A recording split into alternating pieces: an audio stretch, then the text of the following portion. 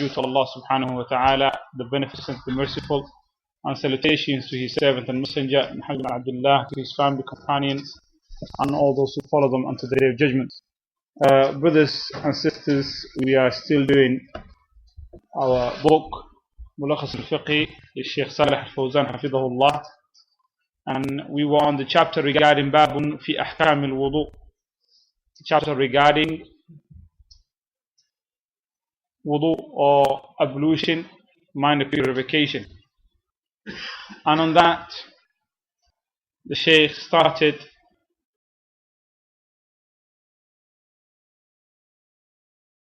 has actions, or the actions that we do in ablution are of three categories in terms of Islamic rulings.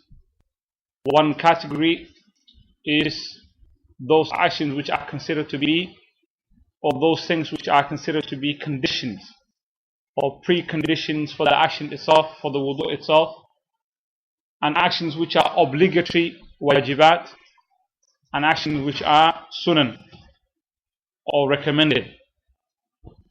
Among the preconditions we said, what were they? The shurut al-wudu, al-Islam. So meaning that wudu will not be accepted from a disbeliever. Careful. And usually this precondition is with all ibadat, not just wudu, with any ibadah, requires Islam, requires the person to be a Muslim. So from a non-Muslim it will not be accepted. So the first condition is Islam, the second aql, third tamyiz, that the individual is able to differentiate between wrong and right, 4 niyyah, intention, and 5 the water is pure, 6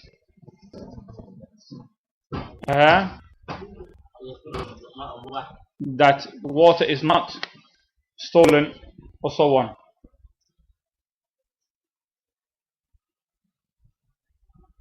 And among the wajibat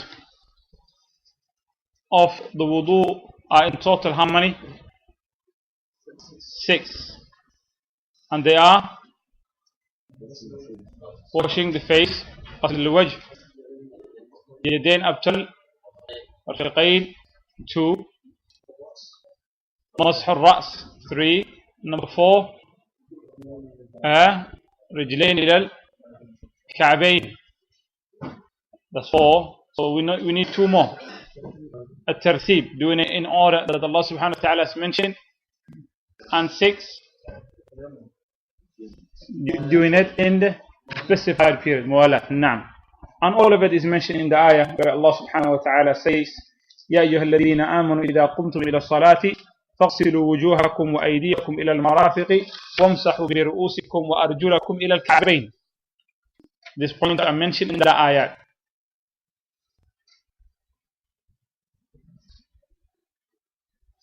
Also, we said that as part of the face is what? Madmada and istinshaq. Rinsing the mouth and the nose is part of the face. And also part of the head, we said, the ears. Al-udunani min al-ras. The 2 ears are part of the head, meaning that the person, when he wipes his head, he has to wipe also his or her ears. And the rest of the actions that we do are of sunan. And among them, what's the hukum of washing each part, the face and the hands and the feet 3 times? What's the hukum of that? The sunnah. What is wajib? Okay, what is the hukum of wiping your head 3 times? It is what? Naam, innovation in the deen. So it's what? How many times do we wipe?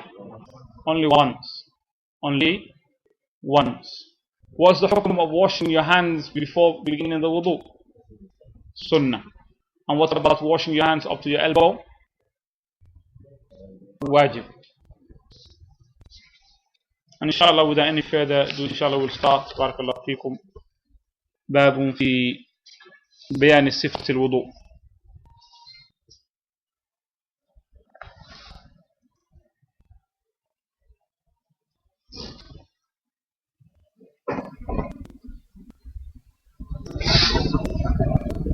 The Shaykh says and starts,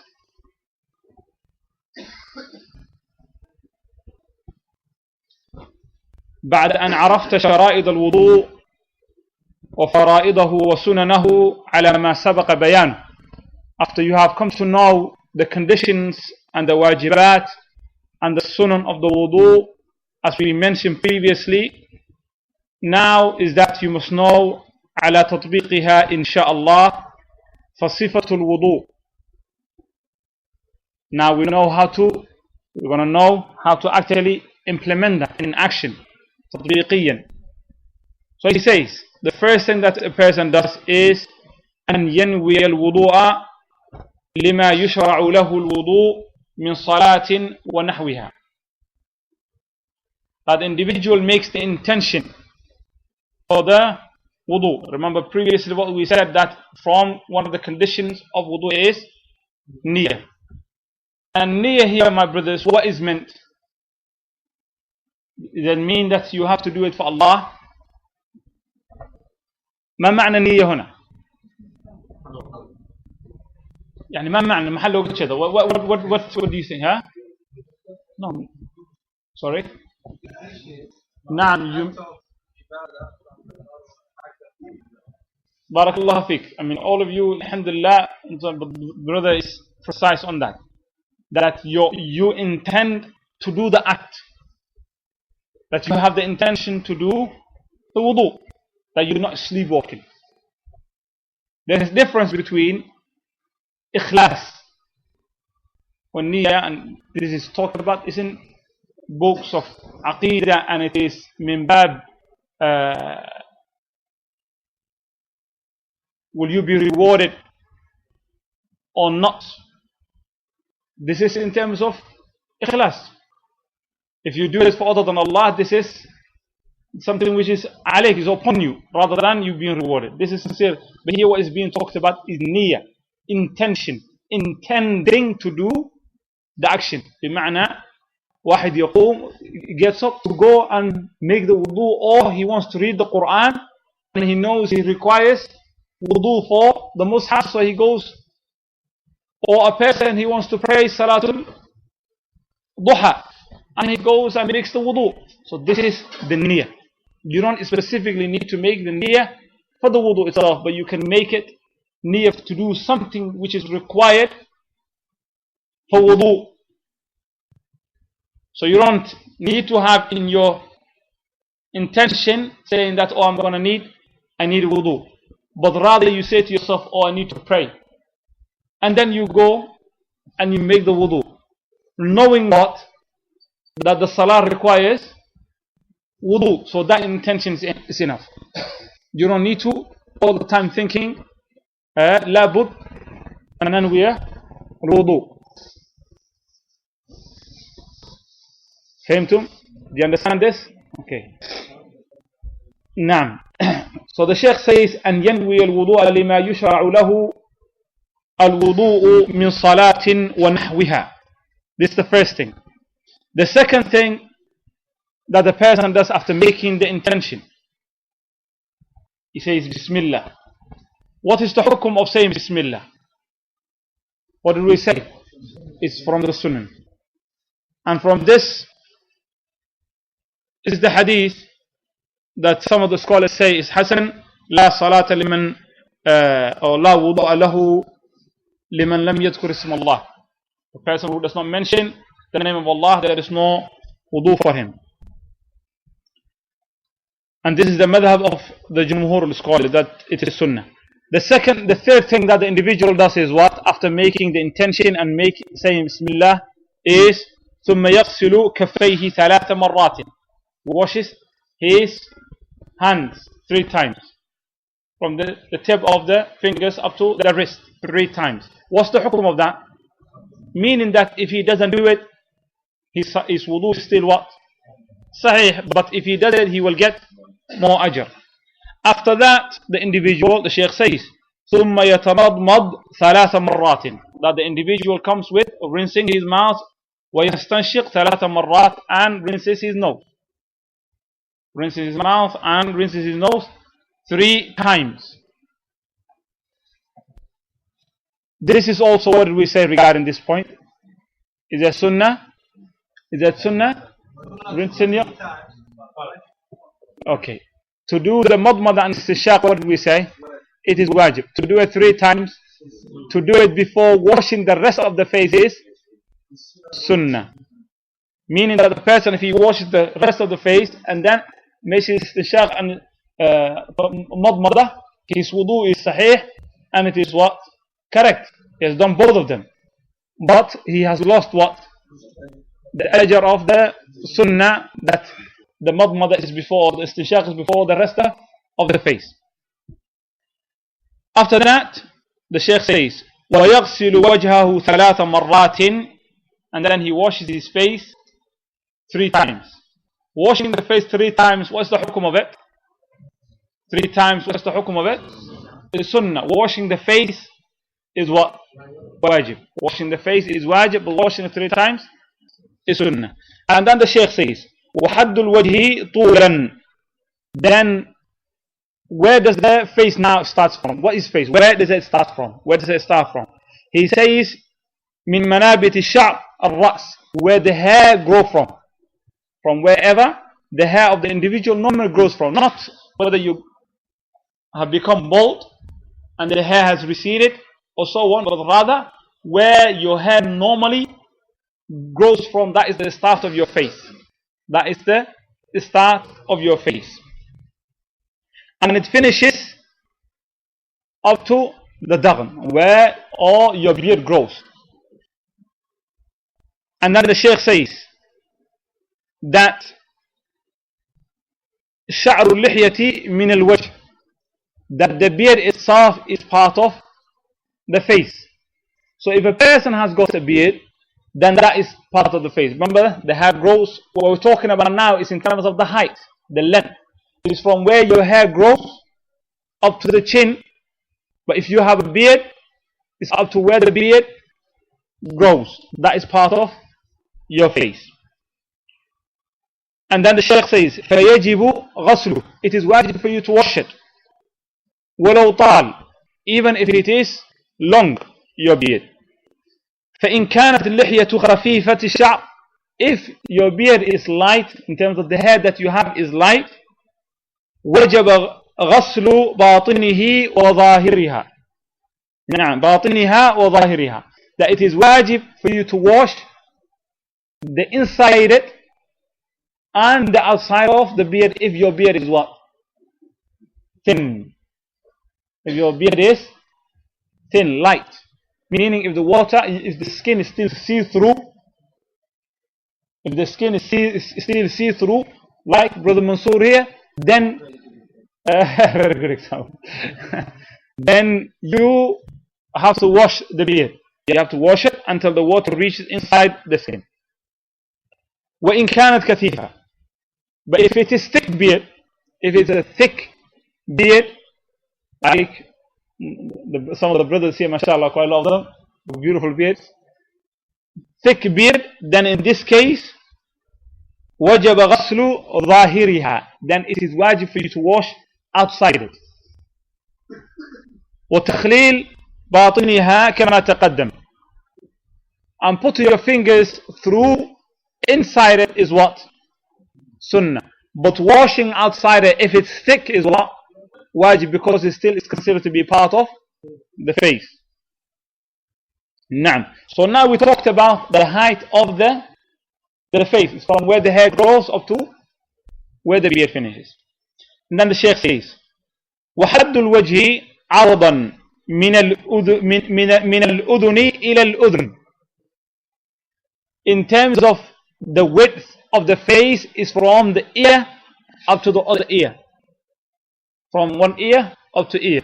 So meaning that if a person washes his face or her face, and they just wash here, and you see some people, but here where the sideburns grow is dry, that person has not done what? Wash the face. Because Allah subhanahu wa ta'ala says, فَاغْسِلُوا وُجُوهَكُمْ, and wash your faces. And the face is from, in terms of the width of it, is from an ear to the other ear. And height is from where the hair grow up to the beard, to your chin, if there is no hair, and if there is hair on it, then up to the length of that beard. وَالْأُذُنَانِ مِنَ الرَّأْسِ. You don't wash the ears with the face, because the ears are part of the head. The ears are part of the head. So we said, you make the niyyah, you say Bismillah, you make tamadmada and istinshaq, and then you wash your face from the places described. After that, the Shaykh says, ثم يغسل يديه مع المرفقين 3 مرات. Then you wash your hands with the elbows 3 times. وحد اليد هنا, and the limit of the hand here is رؤوس الأصابع, from your fingernails مع الأظافر, including the fingernails that you wash it, not just the tip, but the tip of your fingers. This is part of the hand. إلى أول عضد, up to where your bicep starts. So you just, the elbow, all of it, not just the tip of it, but all of the elbow is included in the hand. So that is washing of the hand. And then the Shaykh says, ولا بد أن يزيل ما علق باليدين قبل الغسل. Then it is a must that you remove whatever is connected to the hands before you wash it. Anything of ajeen or teen, of dough or whatever, paint, anything that could stop the water getting into or contacting the skin, you must remove that. After washing the hands, the Shaykh says, ثم يمسح كل رأسه وأذنيه مرة واحدة. Then he wipes all of his head and the ears once. So all of the head and the ears once. On this issue, before we go any further, brothers, remember, when it comes to fiqh, it is very important that you understand there are quite a lot of issues among the scholars they have difference of opinion upon. So sometimes you might see a person who will make wudu and he will wipe the front of his hair, just that bit, nasiyah, rather than wiping all of the head. Do not jump into conclusion and say wudu'ak غير صحيحة, that your wudu is not acceptable. Don't say this. Don't say this. Because scholars sometimes they have evidence that have not come to other scholars, or they may consider this evidence that another scholar uses as though it is what? Weak. It is not strong evidence. The hadith is weak or so on. In terms of the head, Imam Ahmad and Imam Malik, they both say it is a must for you to wipe all of the head, because Allah subhanahu wa ta'ala says that you wash, you wipe your head, and the head is all of it. But Imam Hanifa and Imam Shafi'i, the Hanaf and the Shafi'i, they hold another opinion, which is that some of the head is acceptable. Imam Shafi'i, whatever will mean that you wiped your head. So if a person gets water and wipes his head, his hair, or his head, linguistically can you say that that person wiped his head? If he gets water and he does this, has he wiped his head? Linguistically, yes, he has. So they say he fulfilled. He fulfilled. And on top of this, they use a hadith of Mughira radiallahu anhu, where he says that the Rasul sallallahu alayhi wa sallam wiped Mughira ibn Shu'bah radiallahu anhu, that the Rasul sallallahu alayhi wa sallam at the battle of Tabuk, he wiped his head, but he wiped what? Nasiyata, the front part of the head, and the hadith is sahih. So they use this hadith that the Rasul sallallahu alayhi wa sallam did this, that he wiped the front part of his head. So they say the ayah and the hadith they use. But Shaykh al-Islam ibn Taymiyyah rahmatullahi alayhi in this issue, he says, as-sahih mashu kull al-ra's. What is correct is that is wiping of all of the head. And Ibn Qayyim, he says, لم يصح عنه في حديث واحد أنه اقتصر مسح بعض رأسه البتة. That there is not a single hadith that is correct from the Rasul that he just wiped only a certain part of his hair or his head. There is nothing whatsoever. ولكن إذا مسح بناصيته, he wiped, and the wiping of the front part of his head was to complete the wiping off على الإمام. He wiped on the imamah, and to complete that he wiped also just front part of his hair. But while he was without sallallahu alaihi wasallam, without imamah, he always wiped all of the head. So this is what we understand. Barakallahu feekum. So the point I'm making in terms of this issue is, when you see, don't jump into conclusions, but rather investigate, ask, and tell the individual what you know and the evidence. If he accepts, alhamdulillah. If he doesn't, then you yourself investigate. If you know the issue to be 110% wrong and there is no evidence for it, then you tell the individual. But don't act upon, when it comes to fiqh issues, that you've read from a book, fatwa, or you heard from a dars, that you have got the whole of deen and that you take it to with the people with. No. Especially fiqh is a big field. Barakallahu feekum. So again, the Shaykh says, after washing your hands up to the elbow, you wipe your head, all of it, including the ears, only once. Only once, with wet hands. You don't wash your hair. You don't get hair water and wash your hair, but rather you wipe it with the hands being wet. And you wipe the ears with the same water that you wiped the hair with. You don't get new water. And then the Shaykh says, ثم يغسل رجليه 3 مرات مع الكعبين. And then you wash your feet up to the ankle 3 times. والكعبان, and this is the ankle, that is part of the feet, that you wash it.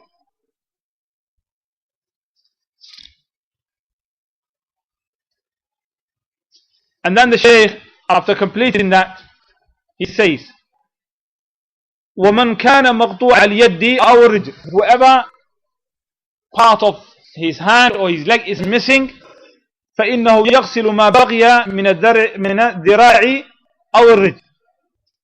He washes whatever is left of the hand or the feet. So if the forearm is missing, then you wash whatever is left of your hand. As the Rasul sallallahu alayhi wa sallam said, إِذَا أَمَرْتُكُمْ بِأَمْرٍ فَأْتُوا مِنْهُ مَسْتَطَعْتُمْ. If I order you to come with something, then you do what you are able to, in the hadith which is in Bukhari and Muslim. And also Allah subhanahu wa ta'ala says in Surah Taghabun, فَاتَّقُوا اللَّهَ مَسْتَطَعْتُمْ. Fear Allah as much as you are able to. And then the Shaykh says, ثُمَّ بَعْدَ فَرَاغِ مِنَ الْوُضُوءِ على صفة التي ذكرنا, after you complete the wudu in the way that we just mentioned, then you read the ad'iyah madhkura. Here he mentioned يرفع بصره إلى السماء, he raises his head to the heavens. This is, the scholar says, weak. There is no evidence to this. This is the madhab of Imam Ahmad, but there is no evidence to this. But rather you make the dua after completing the wudu and you say أشهد أن لا إله إلا الله وحده لا شريك له وأشهد أن محمد عبده ورسوله اللهم اجعلني من التوابين واجعلني من المتطهرين سبحانك اللهم وبحمدك أشهد أن لا إله إلا أنت أستغفرك وأتوب إليك. Or the ad'iyah that has been mentioned from the Rasul sallallahu alayhi wa sallam. That's how you complete your wudu. And then the Shaykh says another benefit. He says وَالْمُنَاسَبَةُ فِي الْإِتْيَانِ بِهَذَا الذِّكْرِ وَالدُّعَاء بَعْدَ الْوُضُوء. And the benefit of making this dhikr and this remembrance after making the wudu like you have is that أنه لما كان الوضوء طهارة للظاهر, that the wudu is part of purification of outside of the individual, ناسب ذكر طهارة الباطن, then it is suitable that we mention how to purify inside. And you purify inside by making the kalima أشهد أن لا إله إلا أنت أستغفرك وأتوب إليك, or أشهد أن لا إله إلا الله وحده لا شريك له وأشهد أن محمد رسول الله. And then the Shaykh continues and he says ولا بأس, and it is not, there is no problem أن ينشف, that the individual who has made the wudu for them to dry the parts of the body which are wet with towels or whatever. And then he comes with general advice, the Shaykh, and he says ثم اعلم أيها المسلم أنه يجب إسباغ الوضوء, that it is wajib, or Muslim, that you know that it is wajib for you to make sure that you wipe or wash the parts of the body that you have been commanded to. And this is part of completion, استكمال الأعضاء وتعميم كل عضو بالماء, that you make sure that the water reach every part of the limb that you are washing. As it has been narrated that the Rasul sallallahu alayhi wa sallam رأى رجلا ترك موضع ظفري على غدميه, that the Rasul sallallahu alayhi wa sallam left a small part on his, he saw a man who left a small place on his feet that he did not wash. And the Rasul sallallahu alayhi wa sallam said to him, ارجع فأحسن وضوءك, go back and complete your wudu, make better wudu, go.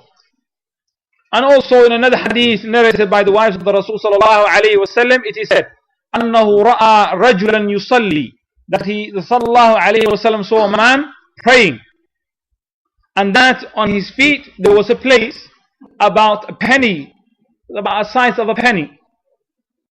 On his feet, about the size of a penny, لم يصبه الماء, that water did not touch, it was still dry. The Rasul can see that this individual, his feet, there is a place that's still dry, the size of a penny.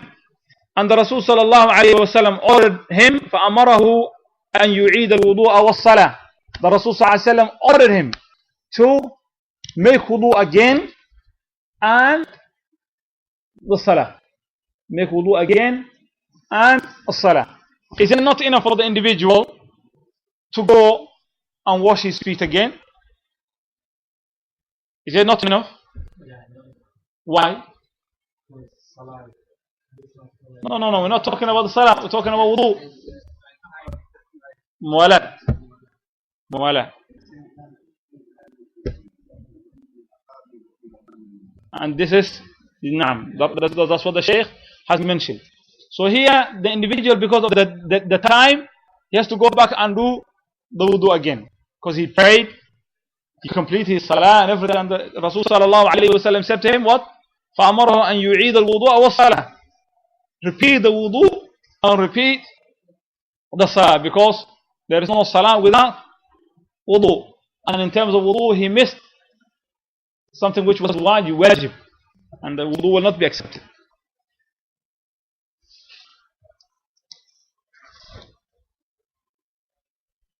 And then the Shaykh says, ثم اعلم أيها المسلم أنه ليس معنى إسباغ الوضوء كثرة سب الماء. And know, O Muslim, that the meaning of إسباغ الوضوء is not for you to chuck lots of water into the body or the part that you are washing. بل معناه تعميم العضو. But what it means here is that making sure that the water reach that part of the body that you are washing. وأما كثرة سب الماء, as for throwing lots of water into that part of the body that you're washing, فهذا إسراف ومنهي عنه. منهي عنه. That this is something which is forbidden. This is israf, excessive use of water.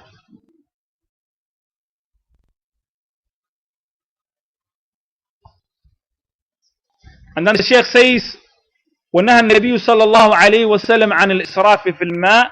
That the Rasul صلى الله عليه وسلم has forbidden being excessive and using the water in excessive manner. فقد أمر صلى الله عليه وسلم بسعد. The Rasul صلى الله عليه وسلم ordered Sa'ad وهو يتوضأ, while he was making wudu.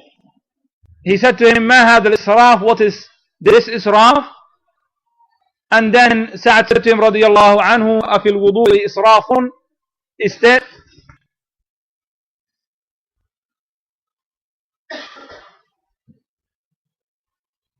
نعم. فقد مر النبي صلى الله عليه وسلم بسعد وهو يتوضأ. That the Rasul صلى الله عليه وسلم went past Sa'ad رضي الله عنه, فقال ما هذا الإسراف? What is this إسراف يا سعد? فقال سعد, and Sa'ad said to him, أفي الوضوء إسراف? Is there excessiveness in wudu? فقال نعم ولو كنت على نهر جار. That even if you were making wudu on a flowing river, then there would be excessiveness. That you only take what you require. You take only what you require.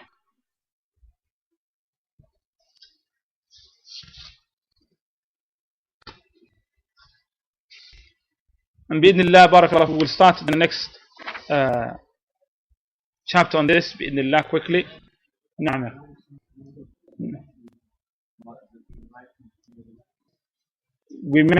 Previously we mentioned it. The Shaykh mentioned it in general. He mentioned it, but what do we say that doing the right before the left, what's the hukum of it? It's sunnah. It's sunnah. The Shaykh says here, باب في أحكام المسح على الخفين وغيرهما من الحوائل. Chapter regarding wiping over the socks and other than it of that which covers the parts that are supposed to be washed or wiped over when making wudu.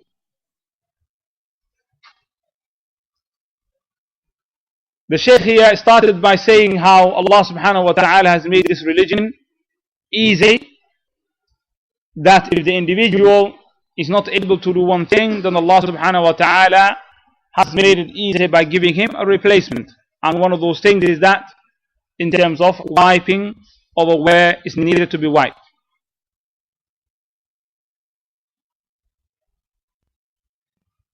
And then the Shaykh says, فَأَمَّا مَسْحُ الْخُفَّيْنِ أَوْ مَا يَقُومُ مَقَامُهُمَا. In terms of wiping over the khuffayn or socks or whatever that the individual wears on his feet, this is enough. And ghusli rijlayn. It is enough and it takes the place of actually washing of the feet. فَهُوَ ثَابِتٌ بِالْأَحَادِيثِ الصَّحِيحَةِ. It is something which is correct and cannot be disputed on a hadith that are correct from the Rasul ﷺ, and that are also in the majmu' of it mutawatira. There is absolutely no doubt about it. And that the Rasul ﷺ wiped over it fil hadari wa safar, while he traveled and while he was still in his land. وَأَمْرِهِ بِذَلِكَ, and also likewise he ordered that and he allowed that. And on this, قال الحسن, Hassan says, حدثني 70 من أصحاب رسول الله صلى الله عليه وسلم أنه مسح على الخفين. That 70 of the companions of Rasulullah have informed me that he has wiped over his خفين. And Imam Nawawi says, روى المسح على الخفين خلائق لا يحصون من أصحابه. That narrated in terms of wiping over the socks so many of his companions, the Rasul sallallahu alayhi wasallam, that cannot be counted. And Imam Ahmad says, ليس في نفسي من المسح شيء. There is no doubt in my mind whatsoever regarding masah. In it, there is فيه 40 حديثا عن النبي صلى الله عليه وسلم, 40 hadith from the Rasul sallallahu alayhi wasallam. And other scholars have mentioned regarding this issue that it is ijma' al-ulama. Ijma' al-ulama. That the scholars have consensus on this issue. And because of this, you will find this matter, mashu al-khufayn or jawrab, wiping over the socks. This issue, you will find it, even though it is a fiqh issue, sometimes you will find it in the books of aqidah, in books of aqidah, in books of belief, in books of what differentiates Ahl Sunnah from Ahl Bid'ah. You will find this, because Ahl Bid'ah, they refuse to accept this, even though it's something which is clear. There is absolutely no doubt that the Rasul sallallahu alaihi wasallam did this, and the hadith are very clear. And among the people who refuse to accept this are the Shia. The Shia, they refuse to accept this, even though among the narrators of this issue is Ali radiyallahu anhu, who has narrated from the Rasul sallallahu alayhi wasallam. So it's something which is consensus among the scholars and cannot be refuted, and it's a matter that differentiates Ahl Sunnah from Ahl Bid'ah.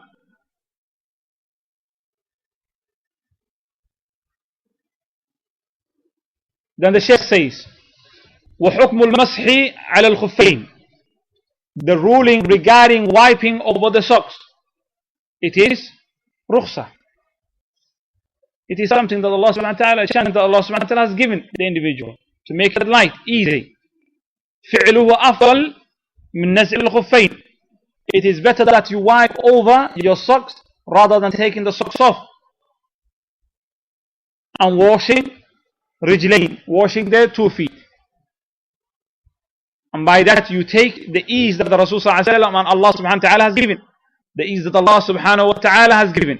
وَإِقْتِدَاءً بِالنَّبِي صلى الله عليه وسلم, and by copying the Rasul sallallahu alaihi wasallam and applying the sunnah of the Rasul sallallahu alaihi wasallam. وَمُخَالَفَةً لِلْمُبْتَدِعَةِ, and differentiating yourself from the people of Ahl Bid'ah. What the Shaykh says is that it is a rukhsah, it is ease that Allah has given you. So it is better if you are able to wipe over your socks that you wipe it, for 3 reasons. 1, that you take that ease that Allah has given you. 2, by following the sunnah of the Rasul sallallahu alaihi wasallam. 3, by differentiating yourself from the people of bid'ah. And then the Shaykh says, وَالْمَسْحُ يَرْفَعُ الْحَدَثَ عَمَّا تَحْتَ الْمَمْسُوحِ. That this masah, that wiping over the socks, replaces and it becomes purification from hadath of that which is underneath it. So when you are wearing socks, what is underneath your socks? What is it? What is your feet? Your feet is underneath the socks. So when you wipe over the socks, that wiping has become what? Purification for what? For the feet. Has become purification for the feet. And then the Shaykh says, but if your feet كانتا مكشوفتين, they were both bare, they were not showing, and you were not wearing socks, غسل القدمين, then you wash them. فلا يشرع لبس الخف لِيُمْسَحَ عَلَيْهِ. It is not legislated that you go and you look for your socks and then you put them on. So for instance, a person has got wudu. He's got wudu. He goes home, he takes his socks off, or her socks off. And then that individual decides, says, I need to go to the toilet. If he goes to the toilet, what's going to happen? He's going to break his wudu. This individual says, I can't be bothered washing my feet. So what am I going to do? I'm going to put my socks on. I'm going to put my socks on and then go to the toilet and then wipe over the socks. In this, the Shaykh says, فَلَا يُشْرَعُ لُبْسُ الْخُفِّ لِيُمْسَحَ عَلَيْهِ. This is not legislated for you to do this. And Shaykh Islam Ibn Taymiyyah rahmatullahi alayhi says, it is better that you, in this case, you wash your feet. You don't put your socks on so that you can wipe over them. But if you were already wearing them, then it is better that you wipe over them rather than taking them off. So if you are wearing them, it is better to wipe them. And if you are not wearing them, it is better you wash your feet rather than putting them on to wipe over them. So meaning that the hukum of it, it is not wajib. It is not wajib. It is an ease that Allah subhanahu wa ta'ala has given you. Rukhsa that you take. Allah has made it easy for you. Then if you want it, you take it. It's something that Allah subhanahu wa ta'ala has put there in front of you and given you a chance of. And then the Shaykh says, وَمُدَّةُ الْمَصْحِ عَلَى الْخُفَّيْنِ. The time, the period of time upon which a person is allowed to wipe over his or her socks, بِنِسْبَةِ لِلْمُقِيمِ. Regarding a person who is non-traveler, وَمَنْ سَفْرُهُ لَا يُبِيحُ لَهُ الْقَصْرِ. And the one who is not allowed to shorten his prayer. He's a traveler, but he's not allowed to shorten his prayer, meaning that this individual who is a traveler, and some of the scholars say if his travel is something which is haram, then he does not benefit from that haram. So if a person travels to places where there's filth, Ibiza, what do you call it, the place, nightclubs and places where filth takes place in Asia and those kind of places that people go for holiday, if an individual goes there to commit haram, then with this travel he doesn't get the rukhas that Allah subhanahu wa ta'ala, the benefits that Allah subhanahu wa ta'ala has given the mu'minin. Amongst the individual, fasting is not obligatory upon him. He can delay fasting. In terms of prayer, he can combine them and can shorten them, and jama'ah is no wajib upon him. Also wiping over the mashul khufay and so on. He doesn't benefit from this because his travel is in the first place something which is not allowed for him. So the Shaykh says, regarding a person, this kind of individual, and a person who is muqim, non-traveler, then it is yawm wa layla, 24 hours, day and night, that you can wipe over. Day and night, you can wipe over your socks. وَبِنِسْبَةِ لِلْمُسَافِرِ. And as for the person who is a traveler, يُبِيحُ لَهُ الْقَصْرِ, who is allowed to benefit from this is rukhas, then in this case ثلاثة أيام ولياليها بلياليها. نعم, ثلاثة أيام بلياليها, 3 days and its nights. 3 days and its nights, 72 hours. 72 hours.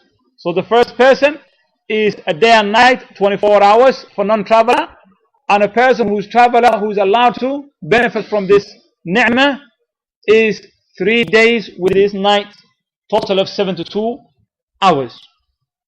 And the hadith for this is in Muslim. أن النبي صلى الله عليه وسلم جعل للمسافر 3 أيام بلياليهن وللمقيم يوما وليلة. That the Rasul sallallahu alayhi wa sallam legislated for the traveler 3 days and its night, and for the person who's non-traveler resident, 24 hours a night and a day. So now what we understand from the masah, it is that the hukum of it, it is a rukhsah, an ease that Allah subhanahu wa ta'ala has given to this ummah. If you want to take it, take it. It is better, we said, to take it if you are already wearing the socks. And we said it is better that you wash your feet if you are not wearing the socks. When is it, how long are you allowed to wipe over your socks? Meaning, how long before you have to take them off and wash? The muddah here is meant is how long before you have to take them off and you have to wash your feet. You're not allowed to wipe them again. For the non-traveler is 24 hours. And for the traveler who is allowed to benefit from this ease is 72 hours. When that time finishes, the next time that individual requires wudu is, they have to take it off. They're not allowed to wipe. And then the Shaykh says, وَإِبْتِدَاءُ الْمُدَّةِ فِي الْحَالَتَيْنِ. When does the time start? When does the 24 hours start? When does the 72 hours start? In these two circumstances, for the non-traveler, the resident individual, and the traveler. When does it start? He says, the Shaykh says here, he says, يَكُونُ مِنَ الْحَدَثِ بَعْدَ اللُّبْثِ. That it is after the hadath, after the individual experiences impurity, ritual impurity, after he has worn them. Meaning, individual, let's say, wore his socks, he made his wudu 5 o'clock in the morning. He got up for tahajjud, he prayed. And then he prayed, he wore his socks, And then he comes to the masjid, prays Salatul Fajr, 7 o'clock, 2 hours after, 4 in the morning. After praying Fajr, the individual broke his wudu. Yani hadath has come to him, experienced hadath, broke his wudu. The Shaykh says, the time starts from that moment. He broke his wudu, 7 o'clock in the morning. After praying Fajr, he's still wearing his what? Socks. Now he is allowed to wipe over his socks for 24 hours, starting from 7 o'clock in the morning. 7. 27. 25, 26. They start to wear them. No, it doesn't start when he wear it. It starts from the moment of hadath. After the hadath. This is not when he wore it. This is after he has experienced the hadath.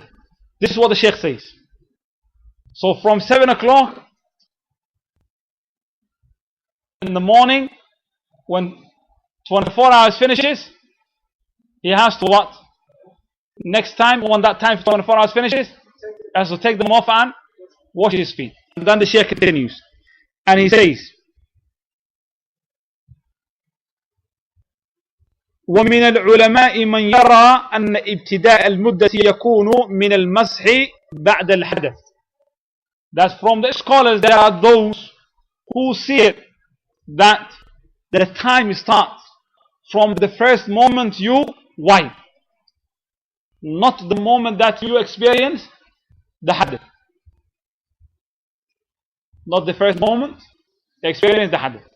So he says, he took the opinion, Shaykh Hafidhullah, that the time starts from the first moment that you require wudu. When you break your wudu, that's when the time starts. 24 hours after that time, you have to take it off and wash it, your feet. But he says, among the other scholars, there are those who start the time, the time, from the moment that you wipe over the socks. And among the scholars are Imam Nawawi, Sa'di, Ibn Uthaymeen rahmatullahi alayhi. Very, very strong opinion. For me, I take the opinion. That starts. No. No.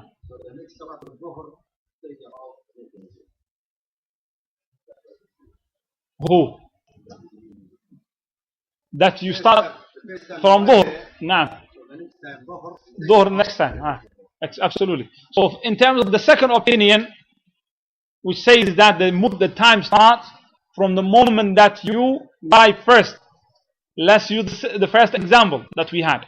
A person got up 5 o'clock in the morning, made wudu, put his socks on, he prayed Salat Tahajjud, he came to the masjid, he prayed Fajr with the Jama'ah. After praying 7 o'clock, he broke his wudu. He went home, slept. He woke up for Dhuhr, 7 o'clock. He woke up 11 o'clock in the morning for Dhuhr. And then he had his breakfast, whatever. 12 o'clock in the afternoon, he made his wudu. And he wiped over his socks, 12 o'clock. The time starts now from when? 12 o'clock.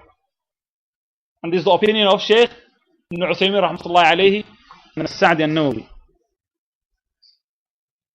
And as I said to you, I will not mention different opinion among the scholars. But sometimes because of this issue there is strong different opinion among the scholars. We have to mention it. Among the first opinion, the people who take this opinion, even though I mentioned in Sa'di and others for the second opinion, the first opinion, meaning that the time starts with the hadath, not the wipe. Imam Shafi'i, Imam Abu Hanifa, and one of the opinions of Imam Ahmed, yani great scholars, hold the opinion that the time starts from the moment you break your wudu. You break your wudu. So again, what is the hukum of wiping over the socks? We said it's what? Rukhsah. When does the time start? Or what? How long is the time that the person allowed for a person who is non-traveler is 24 hours. For a traveler who is allowed to take this ni'mah is 72 hours. When does it start?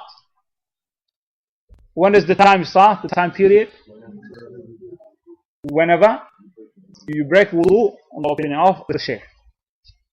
And then the Shaykh says, شروط المسح على الخفين ونحوهما. What are the conditions of actually wiping over the socks? What are they? 1.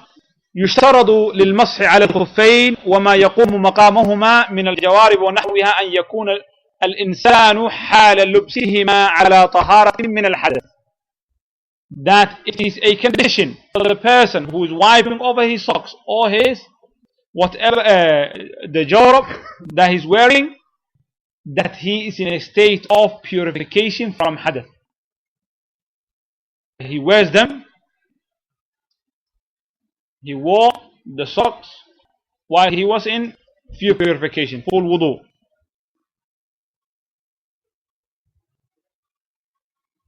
Because أن النبي صلى الله عليه وسلم قال لمن أراد نزع خفيه وهو يتوضأ. Rasul صلى الله عليه وسلم said to a companion who was helping the Rasul صلى الله عليه وسلم make wudu, he tried to take the Rasul صلى الله عليه وسلم khuf off. He tried to take the khuf off from the feet of the Rasul صلى الله عليه وسلم, and then the Rasul صلى الله عليه وسلم said to him, دعهما فإني أدخلتهما طاهرتين. Leave them, for I have put them on while I was in purification, state of purification. So the first condition is that you put your socks on while you are in state of purification. If you put your wudu on or your socks on after having no wudu, then if you intend to make wudu, can you wipe over your socks? No, you have to take them off and wash your feet. But if you put your socks on while you had full wudu, you washed your feet and then you put your socks on, next time you break your wudu, can you wipe over your socks? Yeah. Can you wipe over your socks? Yeah. Yes, you can.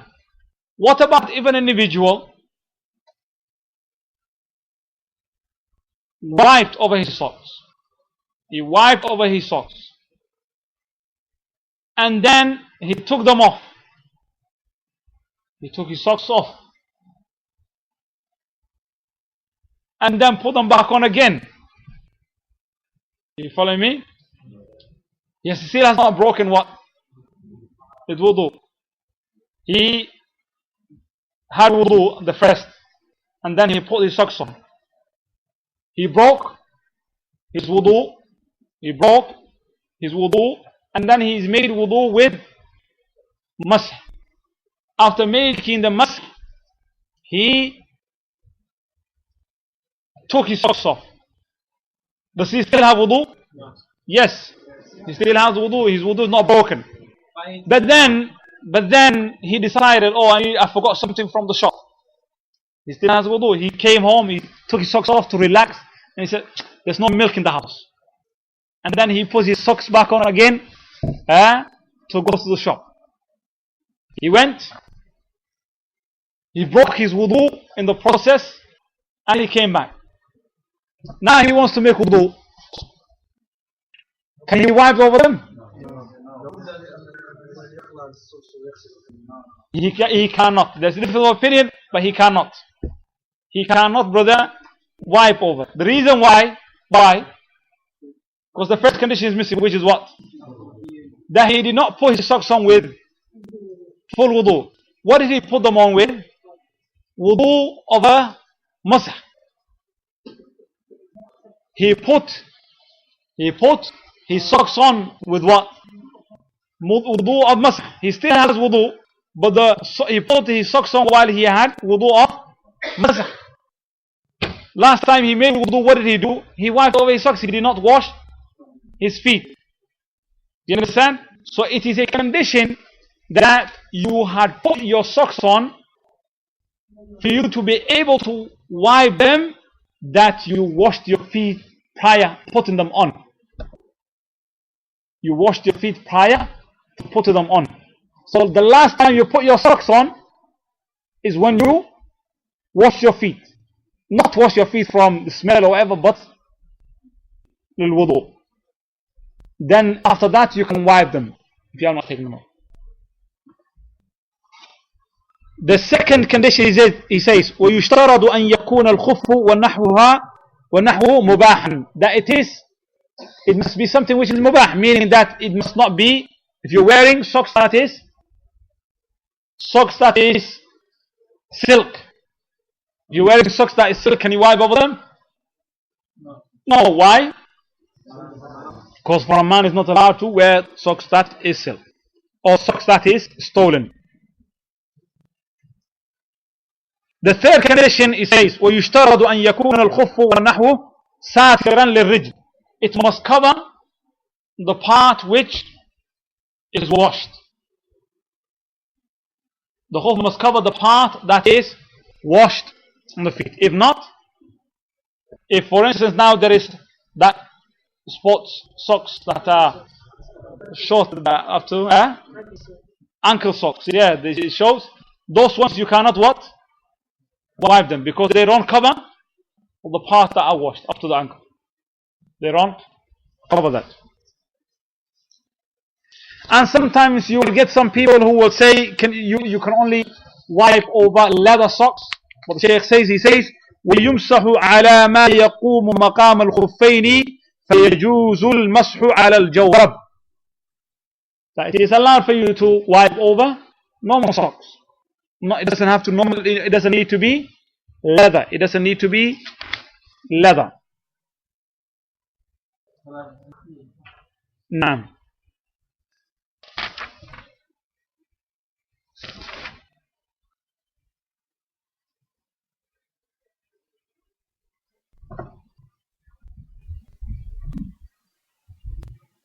And bi'idhnillah, we will continue inshallah with that next time, with the wiping over the imamah, the turban, and wiping over the sister in terms of her khimar, hijab, and she wipe over it or not, and likewise other things which are put on the body, like what do you call it when a person breaks his plastering, cast, putting a cast on and so on, wiping over this, and you have to combine ghusl, tayammum and masah and all that. Inshallah we will cover that next time bi'idhnillah. أخي تفضل بارك الله.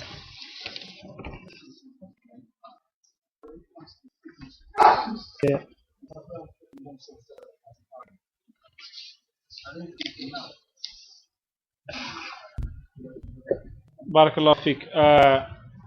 The brother has asked, for those of you who did not hear, if the socks, the thickness of the socks is a condition. The scholars, they say socks, in terms of this case, the minimum is that you are able to walk with it. If they're going to disintegrate, a certain, like a women's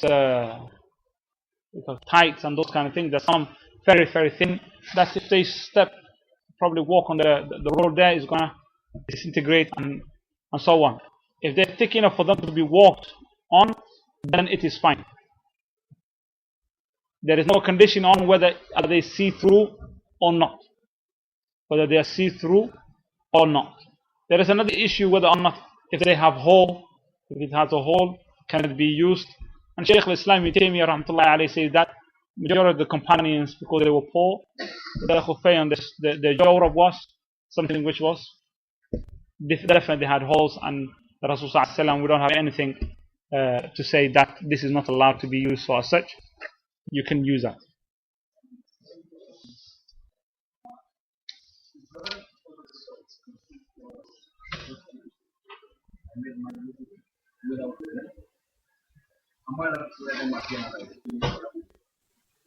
If you're 24 hours finished without them, yeah, why not? What's stopping them? You have wudu, don't you? The 24 hours, what it does, it stops the cycle of wiping, or the 72 hours. It does not break your wudu, but rather it stops the cycle of wiping. So for instance, if a person, his or her cycle of wiping finishes with 6 o'clock, 6 o'clock, it's finished. But they made wudu 5 o'clock. They made wudu 5 o'clock this evening. And the time period that they were allowed finished 6 o'clock in the evening. Is their wudu broken? No, they continue. If that individual stays awake until tomorrow morning, until tomorrow Fajr, can he pray still without wudu? Yes, he's still in a state of purification. But if he or she breaks their wudu, what do they need to do? They have to make full wudu, take the socks off and wash their feet. It doesn't stop them again starting the process all over again. It does not stop the process starting over again, but you have to make full wudu again.